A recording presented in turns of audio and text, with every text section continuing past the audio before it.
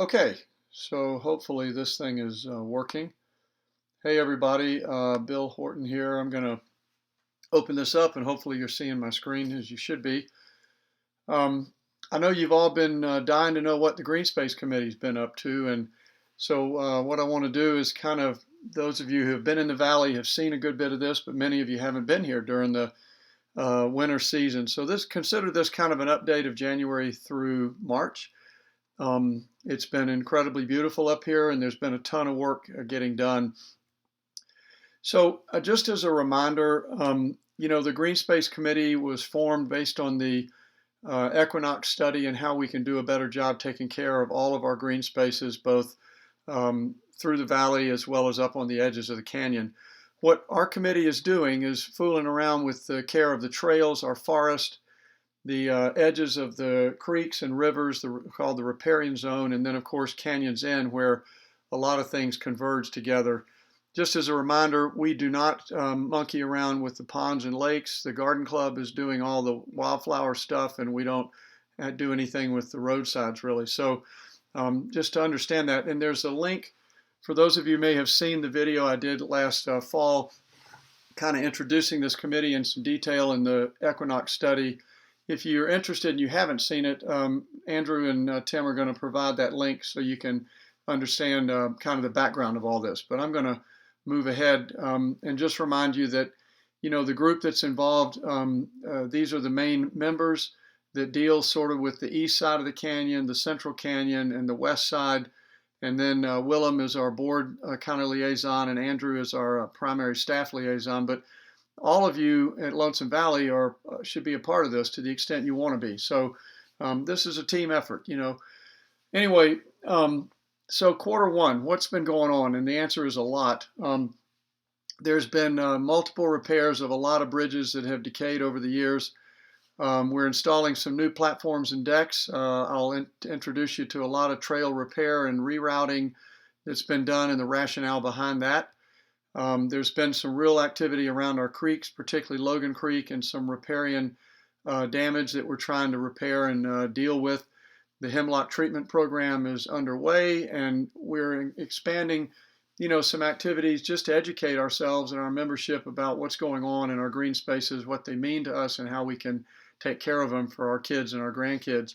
And then we continue to begin firing up now some new fun work days, moving into the late winter and early spring that we'll touch on.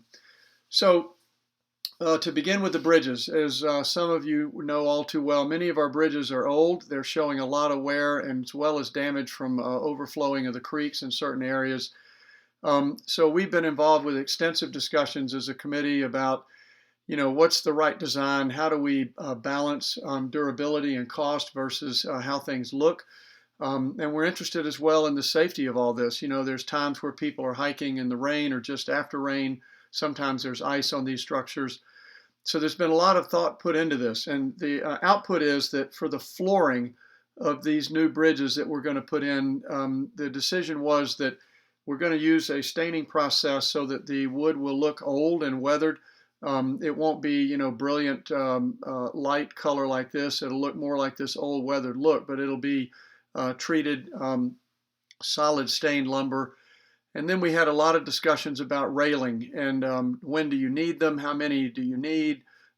Should they be, treated lumber that's stained or painted, or should it be something else? We looked at many options there, and the decision we came to in looking at both cost and durability and character was to stick with uprights and rails that are made out of locust. We will place these on bridges that are more than 5 feet off the ground or water, or more than about 10 feet in length. And that's sort of based on some recommendations from the Forest Service and that experience. And these rails will be typically single railings in most places, and they'll be placed with, attention to the view and access issues. So the rails are helpful, but not in the way to the extent that that can all be done. But that should optimize the utility and durability of our structures over time and make them really beautiful. Now, platforms and decks. Sunset Stroll, hopefully you're familiar with this area.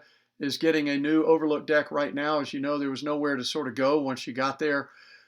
This area provides a spectacular place to enjoy sunsets and views of the valley, but there was nowhere to have a picnic or stretch out with your friends or your children. This is a very steep site. There's some rare lichens and mosses here, as well as some rare and very aged juniper trees and stuff. So we're really having to be sensitive to protect this and balance our fun and frolic together with being sure the site doesn't fall apart. And I meant to show you, so this is Steve drilling in some pins. This deck has to be pinned to the rock because it's so steep. The foundations have been put in. Again, the flooring and railing when this thing is finished is going to look, just like the bridges, same design, so it's all consistent.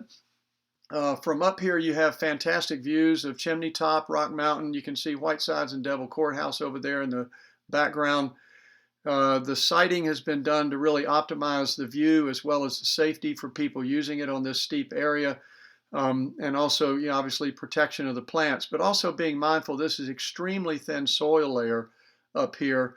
And so, this area could easily start shearing off. So we're going to build this thing and design it in such a way to minimize those risks, but optimize the ability to enjoy it. And then we're looking at adding another deck down there at the Canyon Inn Falls, where that overlook also has nowhere to sort of sit down and stretch out, and maybe one or two other decks, so that as we have more people using our trails and endpoints, there's some great places to just hang out once you get to the destination. That's kind of halfway done. There's still a lot more to be finished with steps and all. You see Steve and the railings and all will go in here and so forth. But this gives you an idea of some of the deck progress. Now for trails, we've got a lot of areas of our trails that are in trouble. And it's not any one thing, it's a combination of things. But water control is probably the biggest issue, particularly on trails that have steep locations. We've gotten a lot of erosion just from water channeling down these trails, like running down the gutter of a house. This root exposure and stuff is obviously a safety issue for tripping or breaking an ankle. And what happens also is people start walking around these roots and then getting up on these buffers and wiping out all the plant buffer on the edges of this creek of the trail. And the next thing you know, the trail is 3 times wider than it should be, and it's eroding worse and worse. So it's a vicious cycle where we've got to deal with water, we've got to deal with loss of our buffer plants, we've got to deal with wear from all of our feet that are up there because we love it. And then, some of these trails that are very close to the edges of the creeks are actually collapsing, and we'll talk more about that in a minute. But then there's these pinch points where, we've all got our lots and our houses, and there's only so many places we can go. Some of these trails are squeezed in very tight areas where there's no room to really navigate beyond what we have. So we've been trying to consider all those things with some repairs. And so what's happened during the winter, for those of you that haven't been here, there's been a lot of trail repair going on Valley Way. We really concentrated on Meadow and Valley in the beginning, and then started working our way up on the steeper slopes on, Laurel Knob and Cow Rock. But this is that area near the Waghorn's house where it's been very muddy and mushy all up along in here. So we've done some additional channeling and some additional water control measures and added some mulch to cover a lot of exposed root and make this trail much safer and more fun to be on, even, after a heavy rain the day before. Up on Cow Rock, you're going to see additional things that have been done for drainage control and what's called de-berming. And, some of our old trails have these log rails on the edges, and they look cool, but they also are a problem in some places because they hold water on the trail and encourage erosion to the trail. So you will see areas like this where the arrow is pointing, where we've been opening up some spots to help water sheet off of these trails and drain so the trails can get dried out after these heavy rains that we get all the time because of where we are. The other thing is, and you notice that this trail up on Cow Rock was designed to be very wide, and that's nice, but the steeper the trails get, the less practical that is. So when you get up on the steeper grades, like this one going up to Sunset, you're going to see the trails have been narrowed down a little bit. This is to allow us to preserve more buffer plants on both sides, which helps deal with this water problem. And you're also going to see some grading of these trails. So they'll be narrower and they'll be slightly graded to try to get water off of these trails and keep them from wearing out so bad. This is up on Cow Rock.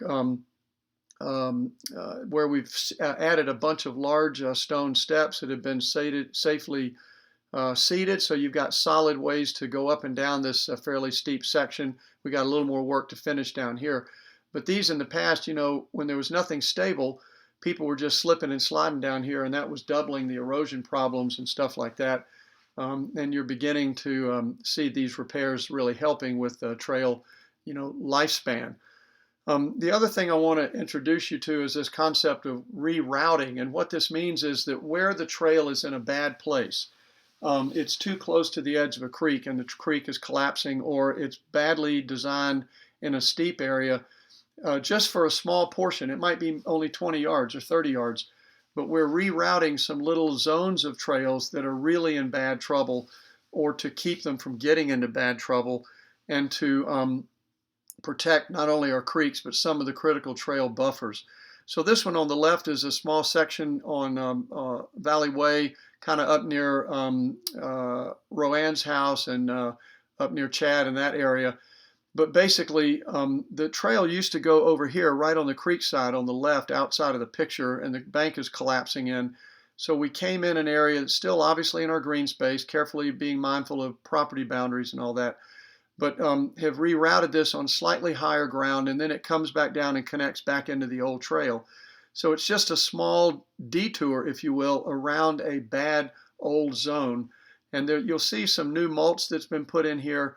It helps mark these trails so you can find your way, but also covers up some of the really intense root exposure. You'll also notice that we've left all the leaves in place this year, which has helped a ton in terms of recharging the soil and getting some of this root exposure covered up. Now this is a reroute up above our house going up towards Sunset and on towards Laurel Knob. The trail used to go straight uphill right here, and there was a lot of very slippery log steps, and people used to go around them because they were wet and slippery, and then the trail was getting 3 times wider than it should have been and really eroding badly down here. So we've blocked this off with some rocks and stuff and put in a new switchback that goes way over here and then switches back up so that you can more easily navigate that steep grade, but also this trail will hold up for many years and not sort of fall apart. I want you all to know that getting Meadow Way dried up and reopened is a big priority for us, and there's been a lot of factors, you know, slowing that down, but we're making progress now finally in the last month or two. So the state restoration project had to be signed off before we could do anything in there. There was a beaver dam that comes and goes from time to time that adds complexity. You can see the dam here, which has obviously raised the water level upstream, which has created all this boggy, mushy stuff on the trail itself, and you almost, you know, can't walk on it when it gets this deep. And then, of course, the trail is, parts of Meadow are located in very low-lying areas right beside the creek, and they're just not in optimal position. And then we've got increased drainage. Some of it, of course, comes from the Great Meadow flowing from that side, but now we've got some significant construction site work going on. So trying to manage water that is sheeting into this area from both sides, compounded by, you know, the activities of beaver damming and all that, rerouting is a key piece of fixing this problem. And so we're in the process now of gradually removing parts of these beaver dams to get the water levels down a foot or so. Andrew has already tagged out the provisional reroute, again being very mindful of you know, private property lines and all that, but trying to get the trail up on some slightly higher ground where it's going to hold up.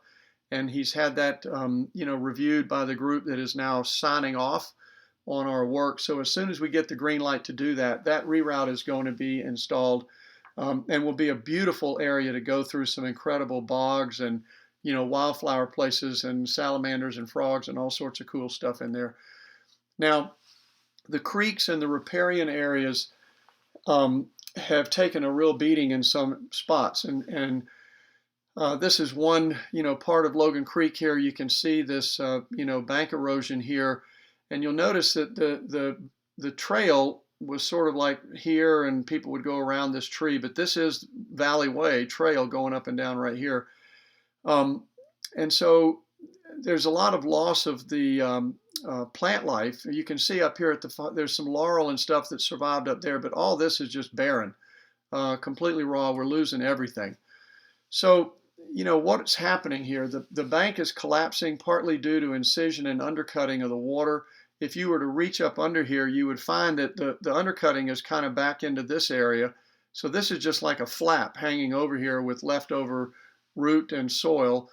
There's no buffer plants, as we pointed out already, to help this survive. And there are some log jams and debris in the river in certain spots that are creating trouble. Added sedimentation from road build and house building and stuff. And then, the downstream habitat damage of this for, the brookies, the amphibians and stuff like that, and all the other critters. So this is a big issue, and we're trying to get ahead of it so that 10 years from now we're not in the same mess, just worse. Equinox came back out on site to help us look at some of these things. By the way, they also evaluated our current work that we've done with the trail rerouting and the hemlock stuff, and they were very, very encouraging and impressed with the progress that we've made already. For these difficult creek areas, they've recommended a couple of crucial reroute spots that we're going to put in. There's 2 log jams that we've identified. I'll show you one of those that we're going to release.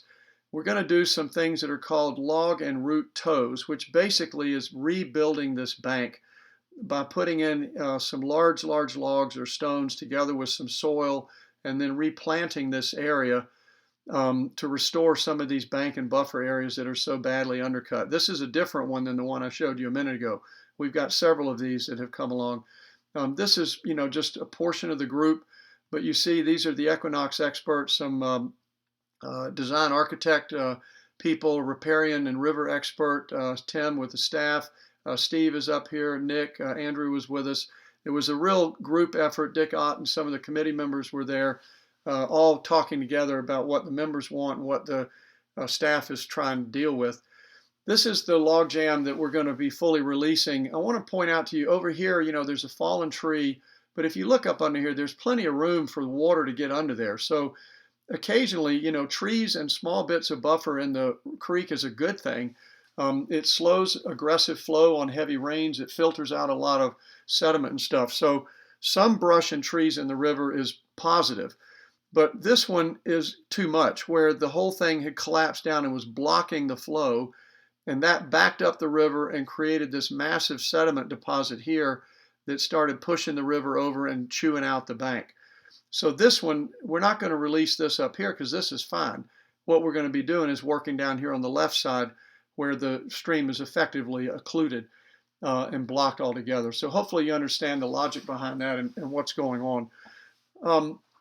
The hemlock treatment program, as I mentioned in one of our earlier nature walk videos, we've got some really incredible stands of hemlocks that are going to die if we don't save them. And so the good news is the hemlock treatment program is underway. It's got budget.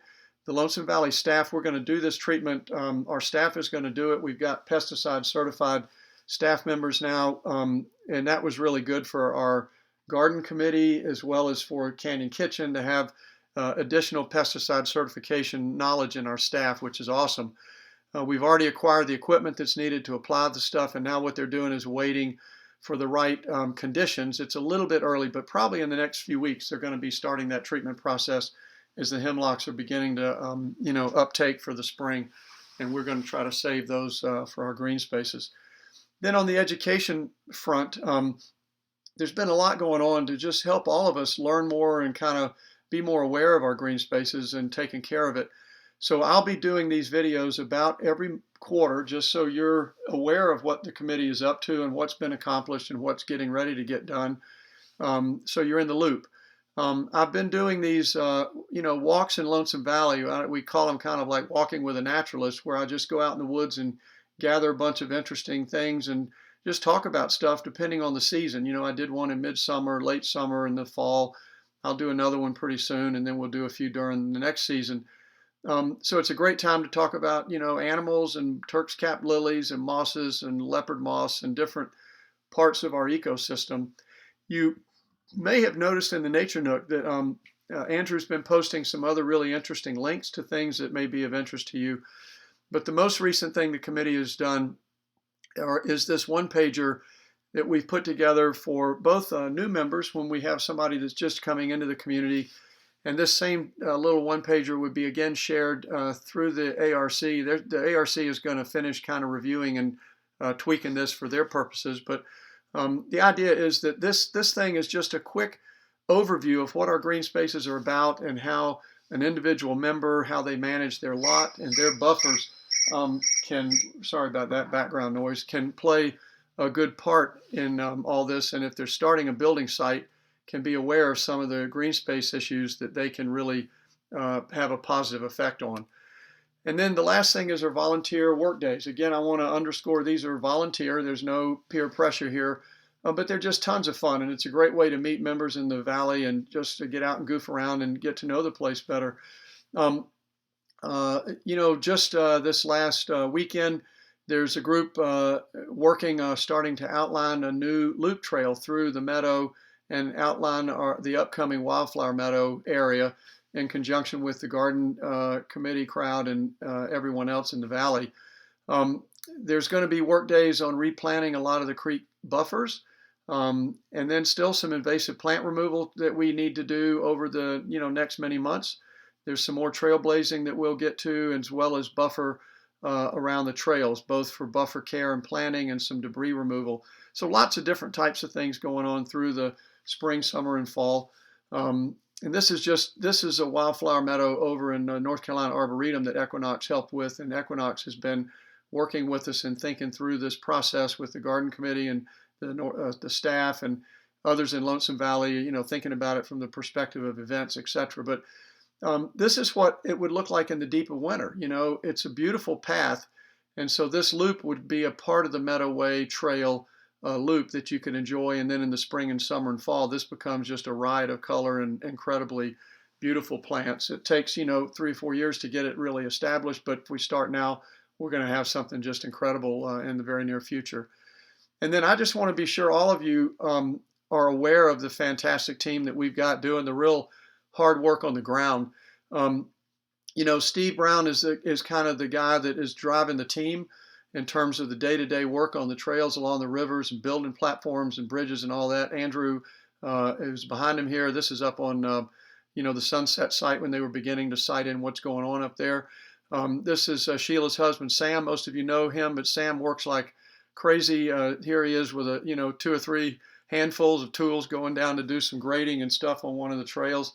And Suriel and his team, it's pouring down, it's snowing, it's freezing, and they're out there in the middle of this cold weather doing everything they can to get work done no matter what the conditions are. So, this is the heart of caring for our green spaces, and we really need to thank them and, be sure you let them know how much you appreciate all the work they're doing. And then, just to repeat this, if you want to get involved, talk to the committee members, let us know about your ideas, any concerns you have, get dirty, have some good times on the work days. But I can't stress this last point enough.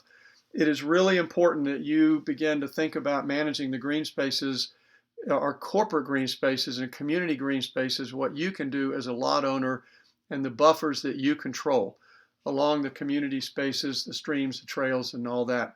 So, be thinking about it from a community perspective as well as from your own personal, lot management and views and all that kind of thing.